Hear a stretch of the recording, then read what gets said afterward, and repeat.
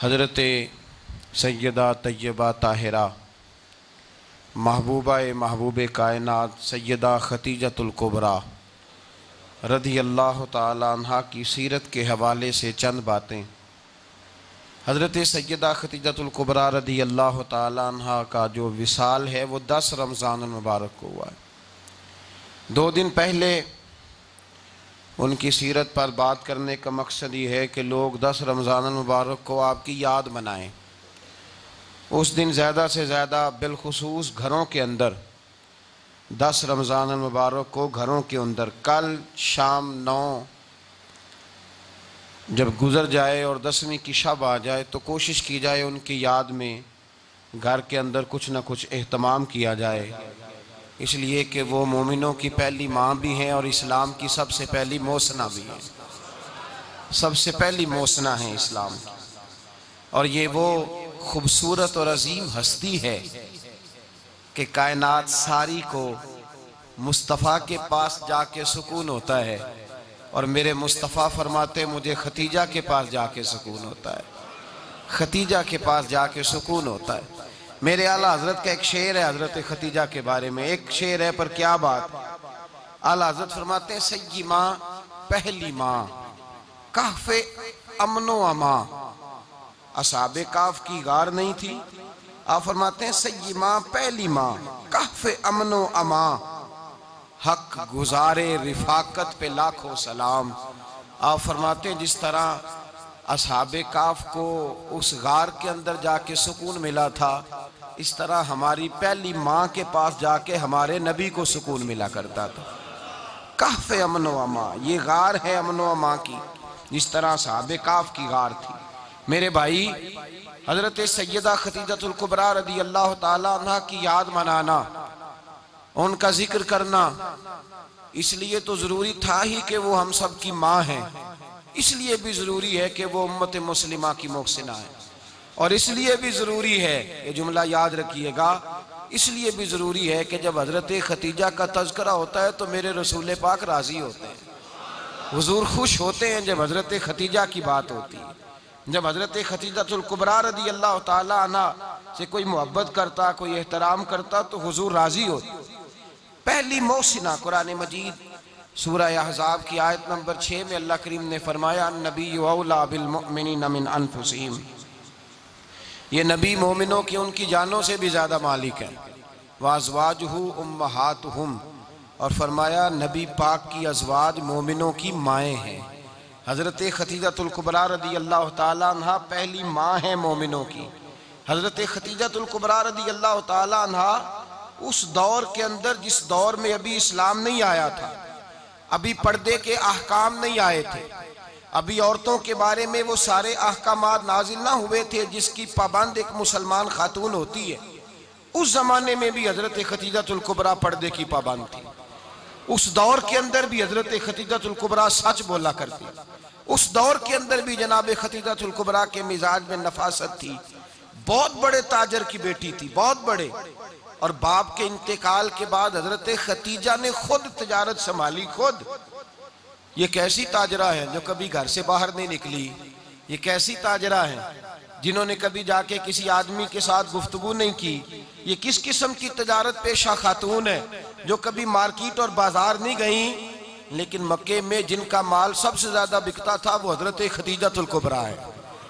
وہ کسی شخص کا تعین کرتی، کہتی سرمایہ میں لگاؤں گی، محنت تو کرے گا، اور وہ ڈیل بھی جب ہوتی نا اس شخص کے ساتھ گفتگو ہوتی تو وہ بھی ڈائریکٹ حضرت خدیجہ نہ کرتی، بلکہ آپ کی یہ خادمہ تھی حضرت نفیسہ، بعد میں وہ مسلمان ہوئی، ان کی ذمہ داری ہوتی، وہ خاتون جا کر اس آدمی سے گفت و شنید کرتی۔ حضرت خدیجہ کا مال لے کے لوگ جاتے مکے میں، جب سب لوگوں کا نقصان ہوا نا جس سال، جناب نفیسہ کہتی ہیں جس سال سارے مکے والوں کا مال ڈوب گیا، حضرت خدیجہ کو اس سال بھی اللہ تعالیٰ نے 11 گنا نفع عطا فرمایا، اس سال بھی بڑا نفع دیا، حالانکہ تجارت کے ساتھ نہیں، ابتدا اسلام میں۔ اور پھر عجیب بات یہ ہے کہ 2 دفعہ شادی ہوئی، 2 دفعہ بیوہ ہوئی، 2 دفعہ شادی ہوئی، 2 بیٹے تھے حضرت خدیجہ کے۔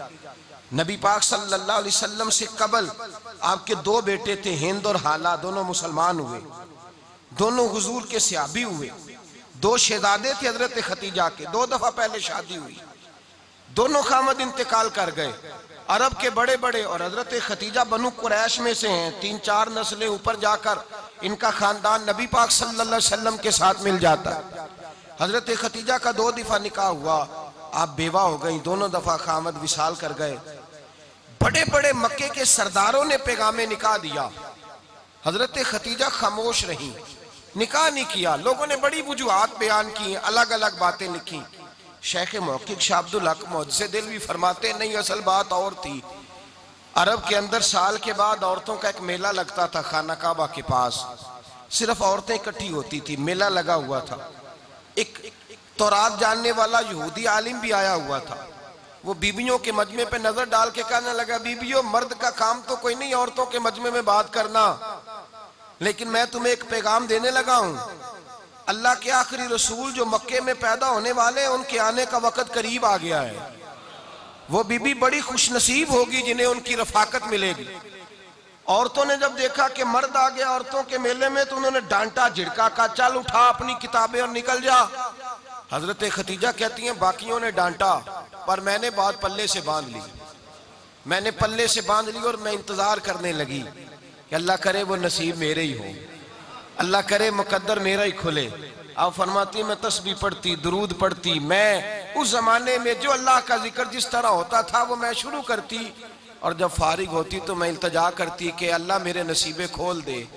کہتی ہیں آہستہ آہستہ آہستہ آہستہ میں حضور کی تعریف سننے لگی، آہستہ آہستہ تعریف سننے لگی۔ نبی پاک صادق ہیں، امین ہیں، سچے ہیں، دیانتدار ہیں، اس برے اور میلے معاشرے میں بھی وہ سب سے اعلیٰ بھی ہیں اور سب سے اجلے بھی ہیں، وہ سب سے پاکیزہ ہیں۔ میں سننے لگی تعارف، آہستہ آہستہ میں ان کی گرویدہ ہونے لگی۔ ادھر نبی پاک صلی اللہ علیہ وسلم اپنے چچا جناب ابو طالب کے پاس رہتے تھے، قحط آ گیا، حالات بگڑ گئے۔ حضور سید عالم صلی اللہ تعالی علیہ وسلم سے چچا کہنے لگے بیٹے اگر مال تجارت لے کے شام جاؤ تو بڑا نفع کماؤ گے، ہمیں ضرورت بھی ہے، اور اگر ہو سکے تو خدیجہ کا مال لے کے جاؤ۔ نبی پاک نے کہا چچا میں نہیں کہوں گا کسی سے جا کے، میں نہیں کہتا کسی سے جا کے، جو میرے نصیب میں ہوگا میرا رب خود عطا فرمائے گا، میں نہیں کہوں گا۔ مصطفیٰ نے تو نہیں کہا۔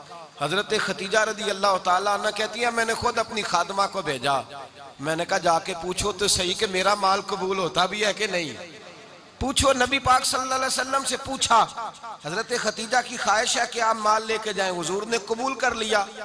جناب خدیجہ الکبریٰ رضی اللہ تعالیٰ عنہ کے غلام تھے، میسرہ ان کا نام تھا، جناب خدیجہ نے ان کو ساتھ بھیجا۔ فرمایا 3 باتیں ارشاد فرمائی، ایک تو فرمایا سارا رستہ غور سے دیکھنا میرے نبی کے ساتھ کیا معاملات درپیش ہوتے ہیں، ابھی اعلان نبوت نہیں کیا، فرمایا ذرا غور کرنا، میرے مصطفیٰ کا مطالعہ کرنا اور مجھے واپس آ کے سبق سنانا، وہ جو تم نے چہرہ بددعا کی تلاوت کی ہو ذرا مجھے واپس آ کے سنانا۔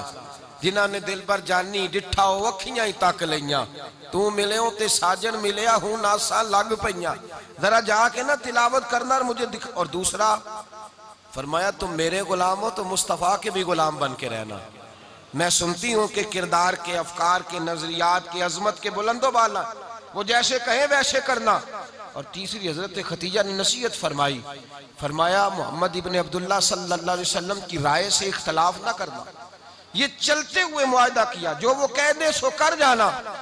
غلام کہتے ہیں میں ساتھ گیا، باتیں میں نے سن لی، لیکن جب سفر شروع ہوا نا ابھی چند منزلیں طے ہوئی تھی، میں نے کہا خدیجہ آپ نے کیا نصیحت کرنی تھی، ان کے ساتھ جو رہے گا وہ ان کا غلام ہی بن جائے گا، ان کے ساتھ جو رہے گا تو اجے میرا محبوب نہیں ڈٹھا جن ویک کے چن شرماوے، جے رکھے ہاتھ پھلاں وچ ہاتھ نال پھلاں رل جاوے، تے ادھی راتی چن چڑھ جاندے جدوں جلوہ فرماوے۔ فرمایا جو بھی ساتھ رہتا غلام ہو جاتا۔ میسرہ کہتے میں گیا، تجارت شروع ہوئی، کہتے ہیں نبی پاک صلی اللہ علیہ وسلم جب منڈی میں پہنچے تو لوگ قسمیں اٹھا اٹھا کے مال بیچ رہے تھے۔ اللہ کے محبوب جب گئے نا تجارت کرنے تو ایک آدمی کہنے لگا چلو معاذ اللہ بتوں کے نام تھے لات و منات، کہنے لگا لات کی، عزا کی، منات کی قسم اٹھاؤ، تو نبی پاک فرمانے لگے ان کی قسم اٹھاؤں جن کا میں نام لینا بھی پسند نہیں کرتا، ابھی اعلان نبوت نہیں کیا، اور فرمایا ویسے بھی میں قسم دے کے مال نہیں بیچتا، خریدنا ہے تو خریدو، نہیں خریدنا تو نہ خریدو۔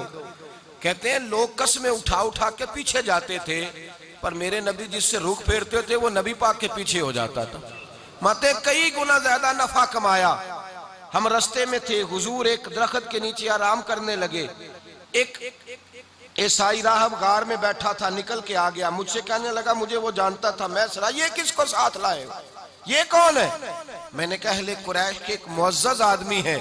کہنے لگے یار جس درخت کے نیچے یہ لیٹے ہوئے ہیں یہاں عام آدمی نہیں لیٹ سکتا، یہاں وہی لیٹے گا جو اللہ کا سچا رسول ہوگا، یہاں دوسرا کو لیٹ ہی نہیں سکا، یہ رسول ہے، ان کا خیال رکھنا، کاش میں اس وقت تک زندہ رہوں جب یہ نبوت کا اعلان کریں۔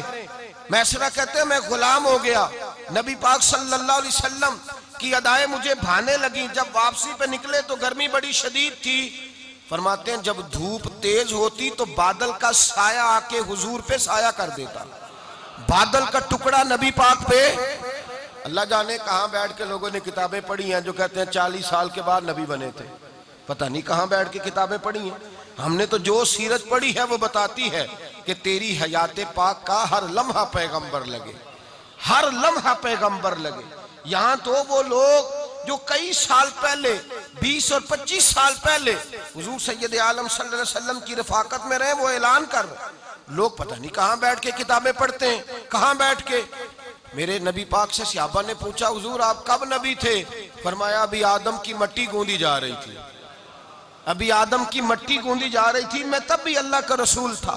میرے بھائی نبی رحمت سید عالم صلی اللہ علیہ وسلم کے غلام حضرت خدیجہ کے غلام کہتے ہیں واپس آیا، اور پہلے بھی کئی دفعہ حضرت خدیجہ کا مال گیا تھا، بڑے نفع آئے تھے، پر جو نفع اس سال آیا وہ پہلے کبھی نہیں آیا تھا۔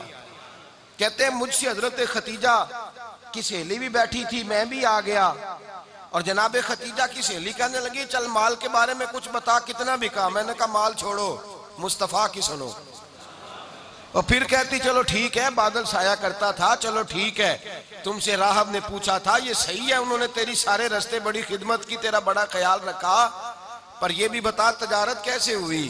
تو میں سرا کہنے لگا زندگی میں نے بھی ساری گزار دی ہے، پر اس رسول کے ساتھ 4 دن ہی گزارے ہیں، حد ہو گئی مجھ سے، اور کچھ نہ پوچھو، اور کچھ نہ پوچھو، آ میرے دل آمنہ کے لال کی باتیں کرے، اور کچھ نہ پوچھو، بس ذکر ان کا چھیڑیے ہر بات پر، اور چھیڑنا شیطان کا عادت کیجئے، بس مجھے حضور کے تذکرے بیان کرنے ہیں، ذکر مصطفیٰ کرنا ہے۔ حضرت خدیجہ الکبریٰ بڑی متاثر ہوئی، کہتی ہیں مجھے درجنوں لوگوں نے پیغام نکاح دیا تھا، پر میں نے سنی نہیں تھی، میں نے نفیسہ کے ہاتھ پیغام بھیجا، میں نے کہا میری عمر 40 سال ہے، ان کی 25 سال ہے، اور میرا احوال اور طرح کا ہے، وہ شہنشاہ ہیں، جا کے پوچھو تو صحیح، بھلا میں قبول ہوتی ہوں؟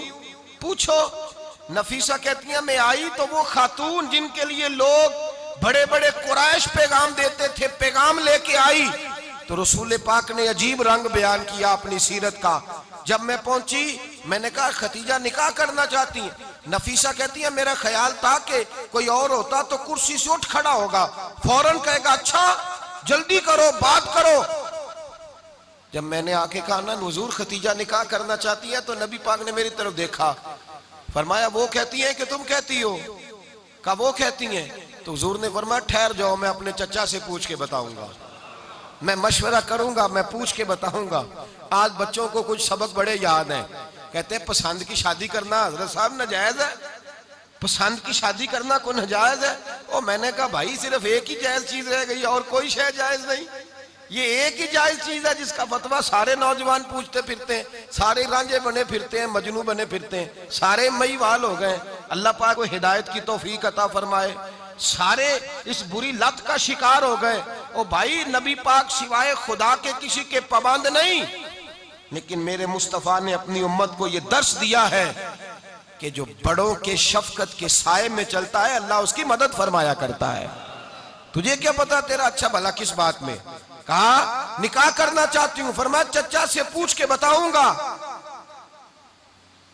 خدیجہ رضی اللہ تعالیٰ عنہ کہتی ہیں انہوں نے پوچھا، جناب ابو طالب کہنے لگے یہ تو خوش قسمتی ہے کہ ہمیں ایسی بہو مل جائے، جس کے کردار میں، افکار میں، نظریات میں اتنی نفاست ہو، مصطفیٰ کریم کے ساتھ نکاح ہوا، قربان جائیں۔ حضرت خدیجہ الکبریٰ کی شادی ہوئی تو بھائی بڑا مشکل ہوتا ہے، بڑا مشکل ہوتا ہے اپنے آپ کو ڈھالنا، لیکن جناب خدیجہ کی زندگی اٹھا کے دیکھو، میں یہ نہیں کہہ سکتا وہ کروڑ پتی تھی، ارب خرب کی میں بات ہی نہیں کر سکتا، اور 20 نوکرانیاں تھیں ان کے پاس، درجنوں ان کے پاس غلام تھے، لیکن جب رسول اللہ کے دروازہ نور پہ آئی ہیں، انہوں نے میرے نبی کے گھر میں جھاڑو بھی دیا ہے، انہوں نے حضور کے کپڑے بھی دھوئے ہیں، انہوں نے رسول اللہ کے لیے اپنے ہاتھوں سے کھانا بنایا، انہوں نے دیکھا کہ نبی پاک صلی اللہ علیہ وسلم کو دولتوں سے، تجارتوں سے، سرمایہ سے پیار نہیں، جتنی دولت تھی شام کو لا کے قدموں میں رکھ دی، کہا محبوبہ جب میں تیری ہوں تو میری ہر شے ہی آپ کی ہے۔ چند دنوں میں حضور نے ساری چیزیں دے دی اللہ کے رستے میں، ہر چیز نبی پاک نے دے دی۔ حضرت خدیجہ الکبریٰ کا حال یہ تھا کہ ایک جوڑا رہ گیا، کئی جگہ سے پیوند لگے ہوئے، میں گڈی ہاتھ ڈور سجن دے، او جنج رکھے اونج رہنے، واجب نہیں جے وچ شریعت مندہ قسم نو کہنا، بس ٹھیک ہے، جس حال میں محبوب راضی ہیں، کہا ہر چیز قدموں میں رکھ دی، اور حضور کے ہر رشتے کا خیال کیا، نبی پاک کی ہر خواہش کا۔ عورتیں بالخصوص میری بات پہ توجہ کریں جو عرض کرنے لگا ہوں، آگ لگی ہوئی ہے گھروں میں، فساد ہے، لڑائی ہے، جھگڑا ہے، دنگا ہے، یہ تیرا رشتہ دار وہ میرا رشتہ دار، جب تیرے آتے ہیں تو روٹیاں جلدی پکتی ہیں، جب میرے آتے ہیں تو بیماریاں بڑی ہوتی ہیں، تیرے میرے کا جھگڑا۔ آؤ میرے مصطفیٰ کریم سید عالم کا بھی حال دیکھو، حضرت حلیمہ سعدیہ ملنے آئی، شادی کو کچھ دن گزرے تو حلیمہ سعدیہ ملنے آئی۔ حضرت حلیمہ سعدیہ سگی اماں نہیں، رضائی اماں ہے، یہاں تو سگی اماں برداشت نہیں ہوتی، سگی اماں، اور وہ بہو سوچتی نہیں بات کرتے ہوئے، سوچتی نہیں، وہ سوچتی نہیں کہ کس کے بارے میں بات کر رہی ہے، اسے پتہ ہی نہیں کہ تجھے تو پلا پلایا یہ ملا ہے نا، کبھی اس کی اماں سے پوچھ اس نے کتنی تکلیفیں برداشت کی ہیں، اس سے پوچھ کس دقت میں، کس آزمائش میں اس بچے کو پروان چڑھایا ہے۔ تو آج مالک بنی ہے تو تو رنگ ہی بدل گئی ہے، اور بچہ بھی بیوی کے ساتھ مل کر کے اماں کی غیبت کرتا ہے، سوچتا ہی نہیں کہ بات کس کی ہو رہی ہے، اسے خیال ہی نہیں آتا۔ حضرت حلیمہ سعدیہ رضائی ماں ہیں، جب تشریف لائیں تو مصطفیٰ کریم نے فرمایا خدیجہ یہ میری اماں ہے۔ جناب حلیمہ سعدیہ کہتی ہیں میں گھر میں رہی، میری خدمت کی، مجھے کھانا پکا کے دیا، بستر بچھا کے دیا، کپڑے لے کے دیے، اور جب میں جانے لگی تو کہنے لگی آپ میرے مصطفیٰ کی اماں ہیں، پہلی دفعہ آئی ہیں، تھوڑا سا تحفہ نہ دے دوں؟ میں نے کہا جیسے مرضی حضرت حلیمہ کہنے لگی، تو جناب حلیمہ سعدیہ کو 40 بکریاں اور 1 اونٹ تحفے میں عطا فرمایا۔ اور یہ جو بی بی آ کے مالک بنی ہے نا آج، جس درخت کی چھاؤں میں تو بیٹھی ہوئی ہے نا، اگر تو سمجھے تو اصل احسان اس ماں کا ہے جس نے یہ پروان چڑھا کے تجھے دیا ہے، اصل نیکی اس اماں کی ہے جس نے تیرے سر پہ یہ سرتاج رکھا ہے، اور تو اس ماں کو ہی بھول گئی ہے۔ اور شکوہ بہو سے نہیں، شکوہ اس بیٹے سے ہے، بیٹے سے ہے جو علیحدہ بھی ہونے لگا تھا تو اماں سے علیحدہ ہو گیا ہے، جس نے سوچا ہی نہیں کہ ماں کے ہاتھ اٹھ جائیں تو عرش کا مالک کہتا ہے فرشتوں سے کہ پیچھے ہٹ جاؤ، ماں اور باپ اولاد کے لیے جو مانگے گے میں فوراً عطا کروں گا، تجھے پتہ ہی نہیں۔ اور ادھر رسول پاک کا کیا حال ہے، کہتے ہیں وہ تیرے رشتہ دار ہیں، تیرے بہن بھائی ہیں، تو جا میں تجھے دروازے پہ چھوڑ آؤں گا، تو مل ان سے، میں نہیں ملتا، میں صاحب ہوتا ہوں، میرا ان سے کیا لینا دینا۔ حضرت خدیجہ کے بھائی نہیں تھے، نبی پاک صلی اللہ علیہ وسلم کے سسر حیات نہیں تھے، 2 بیٹے تھے حضرت خدیجہ کے، اور وہ دونوں بیٹے پچھلے خامن سے تھے۔ ذرا عقل کی کسوٹی پر تولیے گا کہ کسی بی بی کے بیٹے ہوں اور پچھلے خامن سے ہوں، اس آدمی کا رویہ کس طرح کا ہوتا ہے، لیکن میرے رسول پاک کا رویہ اس طرح کا تھا۔ میں آپ کو سیرت کی کتابوں سے امام حلبی نے، کستلانی نے، صاحب فتح الباری نے لکھا ہے، رسول کائنات سید عالم صلی اللہ علیہ وسلم سوئے ہوتے تھے، اور جاگو اور سنو، اللہ کرے حضرت خدیجہ کا میرے نبی سے رشتہ اور میرے نبی کا حضرت خدیجہ کا رشتہ ہماری سمجھ میں آ گیا تو سمجھ لو ہمارے گھر جنت بن جائیں گے، روشنی پھیل جائے گی، سمجھو اور سیکھو۔ حضرت عائشہ صدیقہ فرماتی ہیں نبی پاک سو جاتے تھے نا دوپہر کو تو کہتی تھی مولا علی سے لے کر ابو بکر صدیق تک کسی کی طاقت نہیں ہوتی تھی حضور کو آ کے بیدار کرے، سوء ادب سمجھا جاتا تھا۔ اور میں ایک جملہ آگے بڑھا کے کہوں گا، میں کہوں گا اماں جی آپ تو مولا علی سے لے کر ابو بکر صدیق تک فرماتی ہے نا، ہمارا تو عقیدہ یہ ہے کہ مصطفیٰ سو جائے تو جبریل بھی نہیں جگا سکتے، وہ بھی نہیں آ سکتے، وہ بھی ہاتھ باندھے کھڑے ہیں کہ مولا کیسے جگاؤں، حضرت جبریل بھی نہیں جگا سکتے۔ لیکن حضرت عائشہ صدیقہ فرماتی ہیں میں تھی مدینے میں، گیا حضرت ختیجہ کے وصال، میں مدینے میں حضور کے گھر میں تھی، نبی پاک میرے گھر میں موجود تھے اور سید عالم سوئے ہوئے تھے۔ حضرت ختیجہ کے پچھلے خامند کے بیٹے جناب حالہ آ گئے اور وہ مسجد میں آ کے بولے، مسجد میں توجہ کرنا، مسجد میں بولے، انہوں نے مسجد میں آ کے پوچھا کہ نبی پاک کہاں ہے، مسجد میں۔ تو جناب عائشہ صدیقہ فرماتی ہیں حضور سوتے ہوئے بیدار ہو گئے، حضور طامت سمیٹی، فوراً سر کے اوپر کپڑا رکھا، میں نے کہا حضور کہاں جا رہے ہیں؟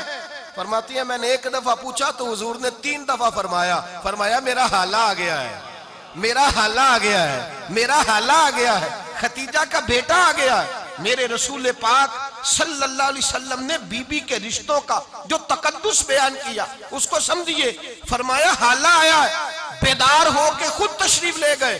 اور یہ تو حالہ تھے نا، بڑے بیٹے حضرت ختیجہ کے سب سے، ان کا نام ہند تھا، اور حضرت ہند سے کوئی بندہ تعارف پوچھتا نا، نبی پاک کا جو حلیہ ملتا ہے نا کتابوں میں، سیرت کی کتابوں میں، حضور کا مکھڑا کیسا تھا، مکھ چند بدر شاشانی ہے، متھے چمک دی لاٹ نورانی ہے، کالی زلف تیاک مستانی ہے، مخمور اکھی ہیں مد بریاں۔ یہ جو حضور کا حلیہ ملتا ہے نا، یہ حضرت ہند کا بیان کیا ہوا ہے۔ وہ بیان کیا کرتے تھے کہ نبی پاک کی آنکھیں کیسی تھی، حضور کے جلوے کیسے تھے، وہ بیان حضرت ختیجہ کے بیٹے ہیں۔ کوئی ان سے پوچھتا کہ بڑے راضی رہتے ہو، ہند بڑے راضی رہتے ہو، تو حضرت ہند کیسے راضی کیسے نہ رہوں، راضی کیسے نہ رہوں، میرے بھائی کا نام علی المرتضیٰ ہے، بہن کا نام فاطمہ الزہرا ہے، ماں کا نام ختیجہ الکبریٰ ہے، اور باپ کا نام محمد مصطفیٰ ہے، میں راضی کیسے نہ رہوں۔ حضرت ختیجہ الکبریٰ کے رشتوں کے ساتھ رسول اللہ کا پیار، ان کے رشتے۔ کنز المال میں حضرت عائشہ صدیقہ کی حدیث ہے، جناب عائشہ فرماتی ہیں دوپہر کو حضور آرام کرتے تو کوئی آیا نہیں کرتا تھا، ایک دن ایک بوڑھی آ گئی دروازے پہ، اس نے چھڑی پکڑی ہوئی ہے، کہتے ہیں وہ اندر آئی تو نبی پاک بڑی تیزی کے ساتھ اٹھے، حضور سید عالم نے قریب بٹھایا، دیر تک حضور باتیں کرتے رہے، دیر تک گفتگو ہوتی رہی۔ فرماتے ہیں حضور نے اسے کوئی اضافی وقت دیا، عام صحابہ اس وقت آتے نہیں تھے، حضور کے آرام کا وقت تھا، اضافی وقت دیا نبی پاک نے، اور فرماتے ہیں جب وہ جانے لگی تو نبی پاک نے تحفے بھی عطا فرمائے، اور پھر ایک غلام سے، حضرت بلال سے یا کسی غلام سے فرمایا کہ ساتھ جاؤ اور گھر چھوڑ کر کے آؤ۔ نبی پاک صلی اللہ علیہ وسلم نے اعزاز دیا۔ حضرت عائشہ صدیقہ فرماتی ہیں دیر تک ملاقات بھی، تحفے بھی، انفرادی ملاقات۔ بعد میں نبی پاک صلی اللہ علیہ وسلم لیٹ گئے، میرے دل کے اندر خیال آیا کہ حضور جائیں گے اور جب رات کو واپس آئیں گے تو پھر میں پوچھوں گی کہ حضور یہ بی بی کون ہے، حضور اب آرام کر رہے ہیں۔ فرماتی ہیں میرا خیال تھا کہ یہ سوال شام تک میرے ذہن میں رہے گا کہ یہ کون ہے، آپ نے بڑا اعزاز دیا، دروازے تک چھوڑنے گئے۔ حضرت عائشہ صدیقہ فرماتی ہیں میں سوچ رہی تھی آرام کر رہے ہیں، اور میں نے جیسے ہی نگاہ ڈالی تو حضور تو گہری سوچ میں گم ہے، نبی پاک سوچوں میں گم ہے اور آنکھیں کھلی ہوئی۔ فرماتی ہے میں قریب جا کے بیٹھی، قدموں پہ ہاتھ رکھا، میں نے کہا محبوبہ یہ بی بی کون تھی، اتنی دیر آپ نے ملاقات کی اور وہ چلی گئی ہے تو ابھی خیالات ہیں، تصورات ہیں۔ فرماتی ہے میں نے پوچھا تو مصطفیٰ کی آنکھوں میں آنسو آ گئے، نبی پاک رو دیے، اٹھ کے بیٹھ گئے۔ میں نے کہا حضور کیا ہوا، میں نے تو آپ کو پریشان کر دیا، میں معذرت چاہتی ہوں۔ حضور نے فرمایا عائشہ ایسی کوئی بات نہیں، اس بی بی کے بارے میں پوچھتی ہو جسے میں نے زیادہ عزت دی ہے، زیادہ پیار کیا ہے، ذرا زیادہ اس کے ساتھ میں نے توجہ کی ہے۔ ہاں یا رسول اللہ میں نے انفرادی رنگ دیکھا ہے، روٹین سے بڑھ کر آپ نے محبت فرمائی۔ تو میرے مصطفیٰ نے فرمایا یہ جو عورت آئی تھی نا، جو میرے پاس بیٹھی رہی ہے، یہ میری زوجہ جناب ختیجہ کی سہیلی ہے، یہ حضرت ختیجہ کی سہیلی ہے، جناب ختیجہ کی سہیلی۔ فرمایا یہ مکے میں ختیجہ سے ملنے آیا کرتی تھی، ختیجہ اسے وقت دیتی تھی، پاس بٹھاتی تھی، کھانا کھلاتی تھی، دکھ سکھ سنتی، اور تھوڑی غریب ہے، جب یہ جاتی تھی تو ختیجہ تحفے بھی دیتی تھی۔ فرمایا آج جب یہ آئی ہے تو ختیجہ کی یادیں تازہ ہو گئی، دیر تک میں نے اس سے بات کی ہے، گفتگو کی ہے، جاتے دفعہ تحفہ دیا ہے، اس لیے کہ حسن العہد من الایمان، اچھے طریقے سے وعدہ نبھانا یہ بھی ایمان کا حصہ ہے، اچھے طریقے سے عہد نبھانا، تعلقات نبھانا یہ بھی ایمان کا حصہ ہے۔ حضرت خدیجہ کی سہیلیوں سے رسول اللہ صلی اللہ علیہ وسلم کا رشتہ، پہلی وحی نازل ہوئی نبی پاک پر۔ اب حضور جب ابتدائے وحی کے ایام آئے تو حضرت خدیجہ فرماتی ہیں رسول پاک غار حرا میں چلے جاتے، کئی کے دن وہاں رہتے، پہلی وحی آئی تو قرآن مجید کی تاثیر یہ ہے کہ لو انزلنا ھذا القرآن علی جبل لرأیتہ خاشعا متصدعا من خشیۃ اللہ، فرمایا اگر میں پہاڑوں پہ نازل کروں قرآن کو تو وہ بھی میرے خوف سے ریزہ ریزہ ہو جائے، اتنی تاثیر ہے۔ جب حضور کے قلب اطہر پر آیا تو نبی پاک کامتے ہوئے گھر آئے، زملونی زملونی، مجھے چادر اڑاؤ چادر اڑاؤ۔ حضرت خدیجہ نے چادر دی، بیٹھ گئے، کہا خدیجہ آج کوئی آنے والا آیا ہے، اقرأ بسم ربک الذی خلق، یہ آیات اس نے مجھے دی ہیں اور میں بڑے خوف کے عالم میں ہوں۔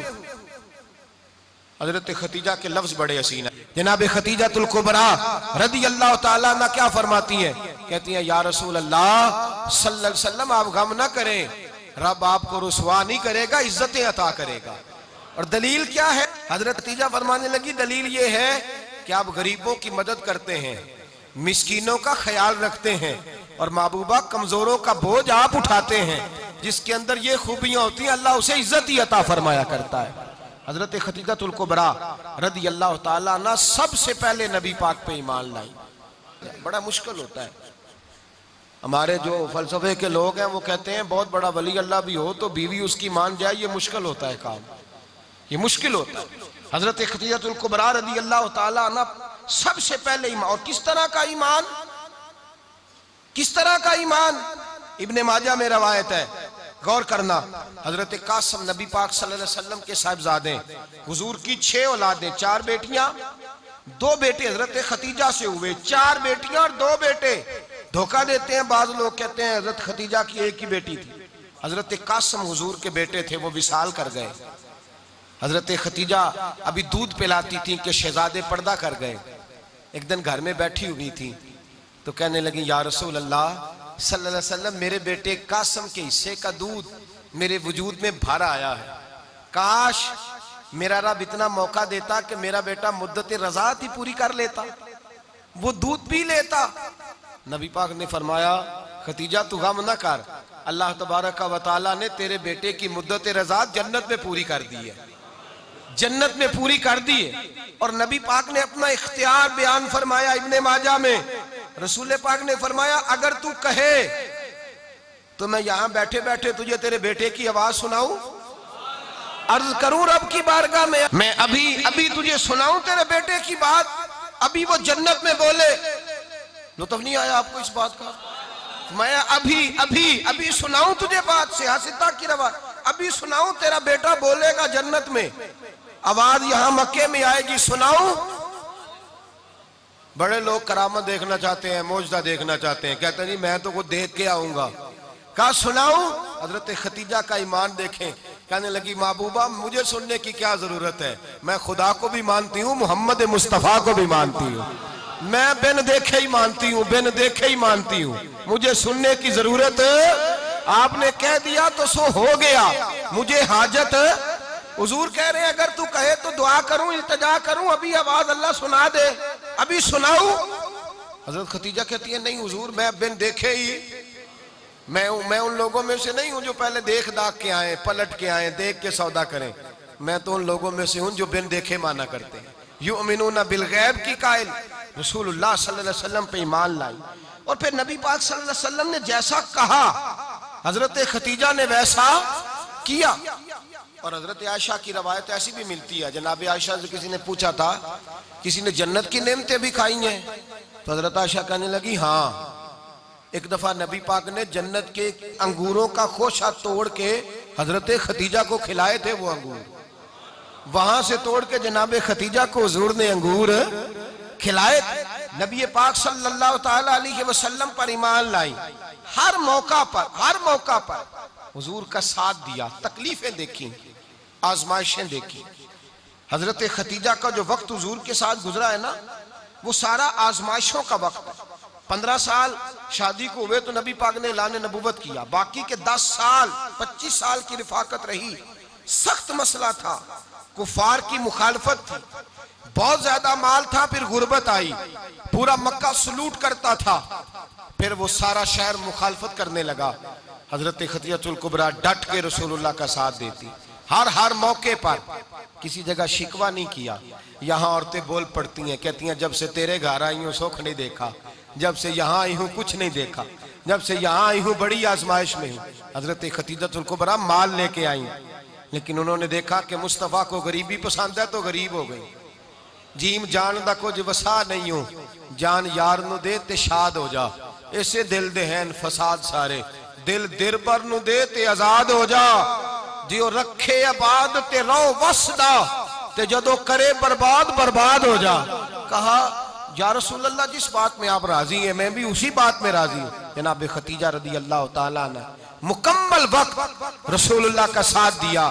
شیب ابی طالب کے 3 سال قید میں گزارے۔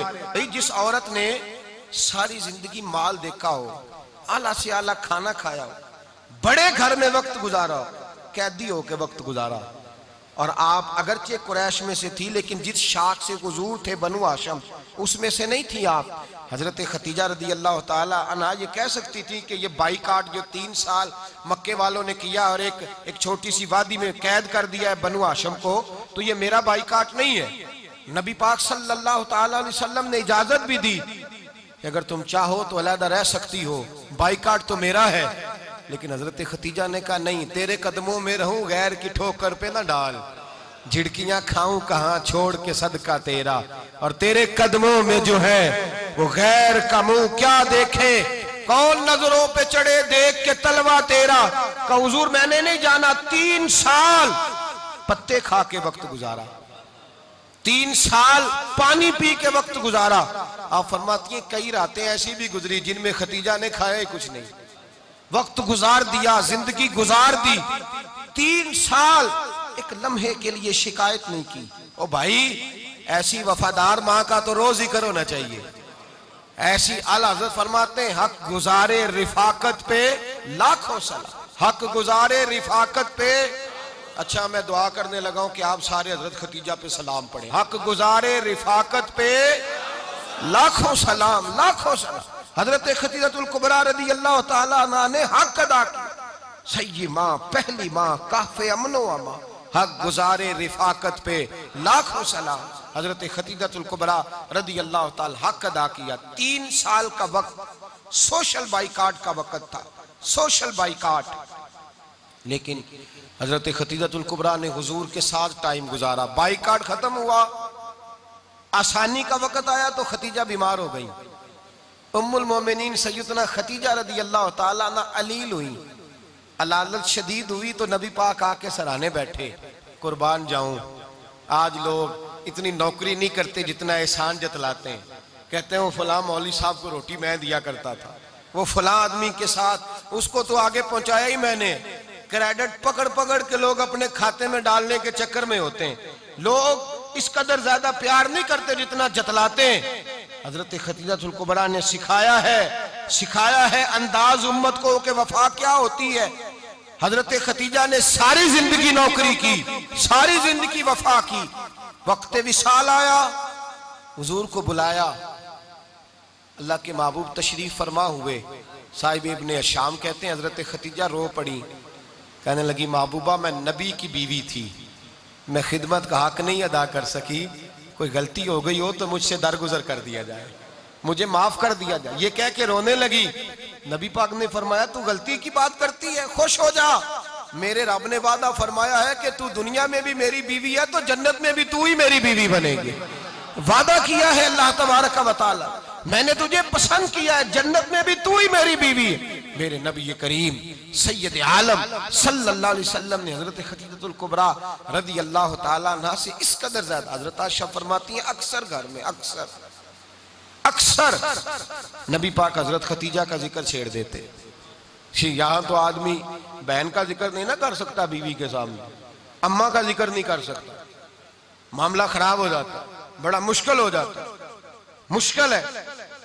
حضرت عائشہ صدیقہ بظاہر تو سوکن تھی نا، لیکن حضرت عائشہ بیان کرتی ہیں، کہتی ہیں نبی پاک سب سے زیادہ حضرت ختیجہ کا ذکر کرتے تھے گھر میں، اکثر ذکر ہوتا۔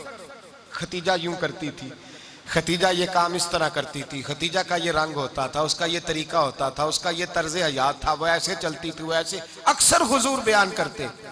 حضرت عائشہ فرماتی ہیں مجھے رشک ہوتا، رشک، ناز کرتی میں، کیا مقدر ہے ختیجہ کے۔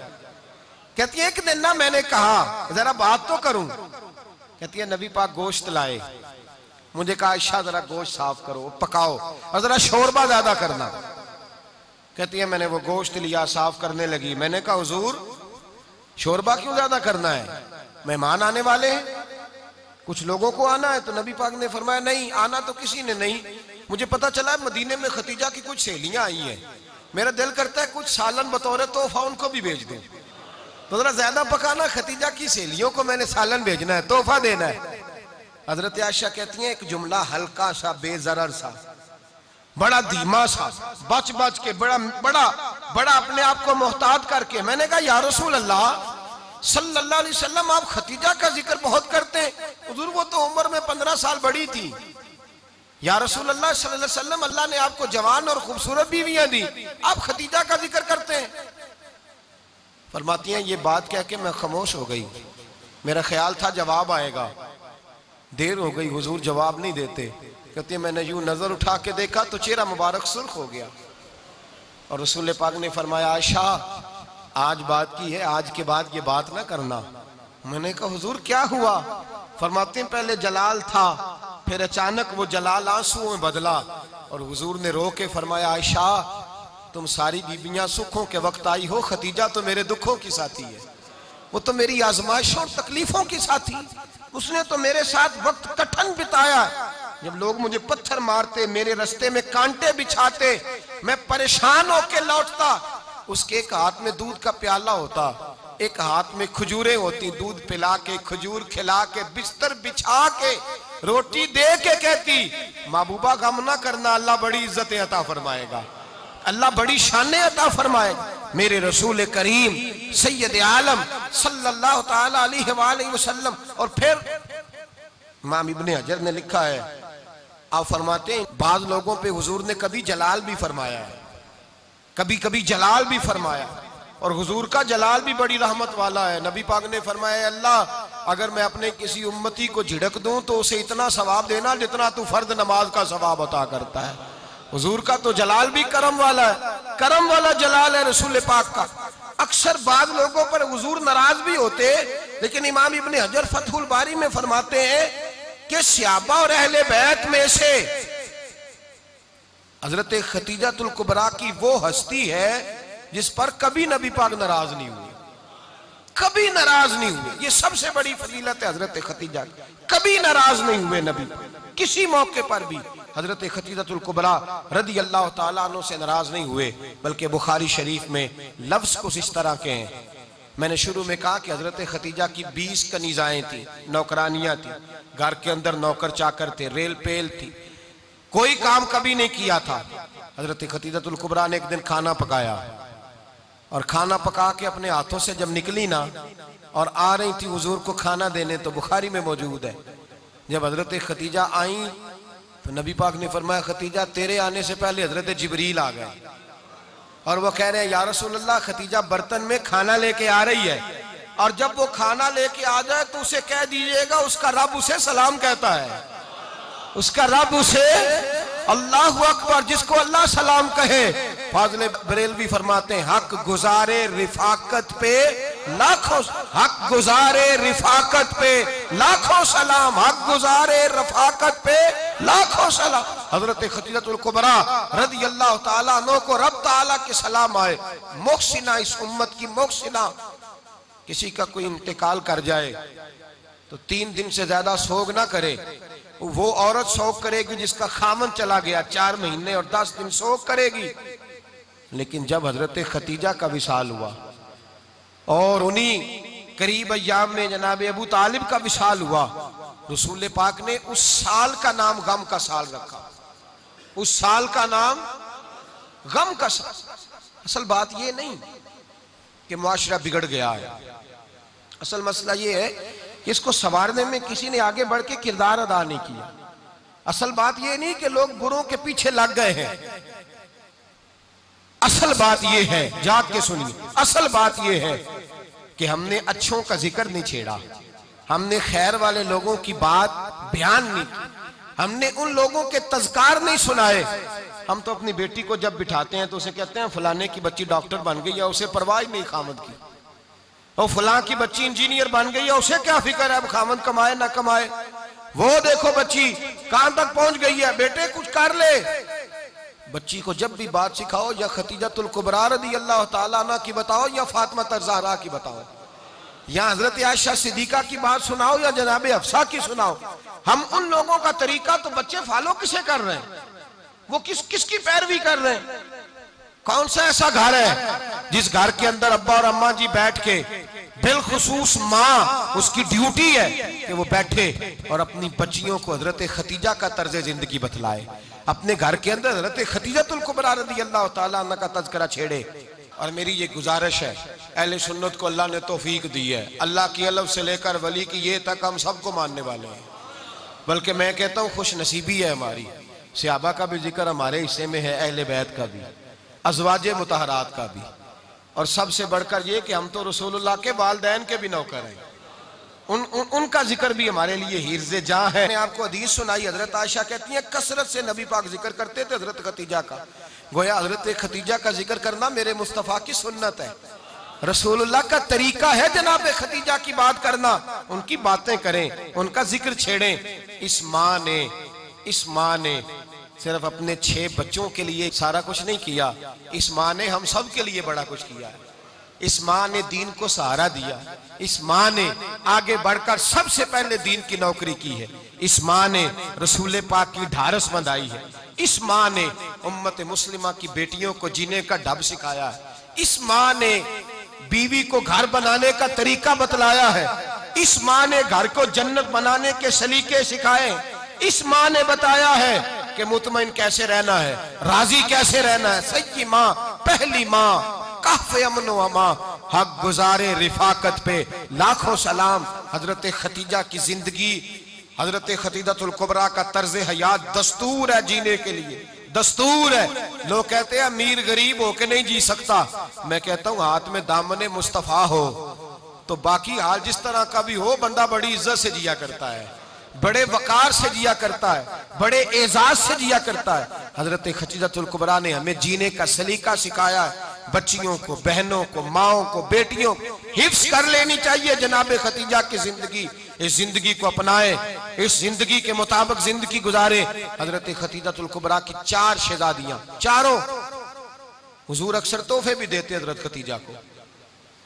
روایت سنی اور بات سمیٹ دوں، ایک ہار آیا کسی جنگ سے تو نبی پاک نے حضرت خدیجہ کو دیا۔ حضرت خدیجہ نے بڑی بیٹی کی شادی کی جناب زینب کی بیٹی، اور بعض روایتوں میں ایسا بھی ملتا ہے کہ وہ تھا ہی حضرت خدیجہ کا۔ حضرت خدیجۃ الکبریٰ رضی اللہ تعالیٰ عنہ نے اپنا وہ ہار بڑی شہزادی جناب زینب کا نکاح کیا تو انہیں دے دیا۔ نبی پاک کے بڑے داماد حضرت زینب کے شوہر بدر کی جنگ میں کافروں کی طرف سے لڑتے ہوئے آئے، وہ گرفتار ہوئے، حضور نے فدیہ مقرر کیا کہ اتنے پیسے دو چلے جاؤ۔ ابھی کافر سے نکاح کرنا ممنوع نہیں تھا، حضور کی صاحبزادی ان کے نکاح میں تھی اور بعد میں وہ مسلمان بھی ہو گئے۔ حضور نے جب اپنے داماد سے کہا نا لاؤ فدیہ دو تم بھی، انہوں نے مکے پیغام اپنی بیوی کو بھیجا، اور بیوی چونکہ حضرت خدیجہ کی صاحبزادی تھی تو خاوند کے حقوق جانتی تھی، خاوند پر احسار کرنا، قربانی دینا جانتی تھی۔ انہوں نے اپنے گلے سے ہار نکالا اور نکال کے فدیے کے طور پہ بھیج دیا۔ صحابہ کہتے ہیں فدیہ آیا اور جب وہ ہار حضور کی گود میں گیا تو ہم نے عجیب رنگ دیکھا، حضور کے آنسو اتنے بہے کہ محفل عجیب ہو گئی، نبی پاک کھول کے روئے۔ حضرت ابوبکر صدیق رضی اللہ تعالیٰ عنہ فٹافٹ اٹھ کے قدموں میں بیٹھے، محبوبہ کیا ہوا؟ نبی پاک نے فرمایا تمہیں پتا ہے یہ ہار کون سا ہے؟ حضور کون سا ہے؟ فرمایا ہار سامنے آیا ہے تو مجھے خدیجہ یاد آ گئی ہے، یہ خدیجہ کا ہار ہے جو اس نے زینب کو دیا، یہ وہ والا ہار ہے۔ کہ ابو بکر صحابہ سے کہو کہ اگر سارے مشورہ دیں تو میں یہ ہار واپس نہ کر دوں۔ ختیجہ کی یہ نشانی قائم رہے واپس نہ کر دوں؟ تو کیسے ابا بھیا کی زبان کہنے لگے محبوبہ جانے بھی حاضر ہیں، ہر شے حاضر۔ حضور نشانیاں دیکھتے حضرت ختیجہ کی، محبت اور پیار کا رشتہ، اور مردوں سے بھی یہ شکوہ ہے کہ وہ بھی اس طرح کا پیار نہیں کرتے گھر کے اندر جس طرح کا انہیں کرنا چاہیے، طرز زندگی اس طرح کا نہیں اپناتے جس طرح کا ان کا ہونا چاہیے۔ اپنے کردار میں خوبصورتی پیدا کریں گے تو کردار دیکھ کر انشاءاللہ تعالی گھر میں بھی حسن پیدا ہوگا۔ پھر ایک دفعہ کہوں گا، کل اور پرسوں یہ 2 دن حضرت ختیجہ کے نام ہے انشاءاللہ تعالی، یہ 2 دن حضرت ختیجہ کے ہیں۔ اپنی اماں کا ذکر کریں گے، ذکر سنائیں گے، جو باتیں سنی ہیں آگے پہنچائیں گے، گھر کے اندر ان کے تذکرے چھیڑیں گے اور دعا کریں گے کہ اے اللہ جناب ختیجہ کے صدقے ہمارے گھروں کو سکون والا بنا، اور حضرت ختیجہ کا صدقہ ہم سب کی ماؤں کی بخشش فرما، ہمیشہ مدحت خیر الانام میں گزرے، دعا ہے یہ عمر درود و سلام میں گزرے۔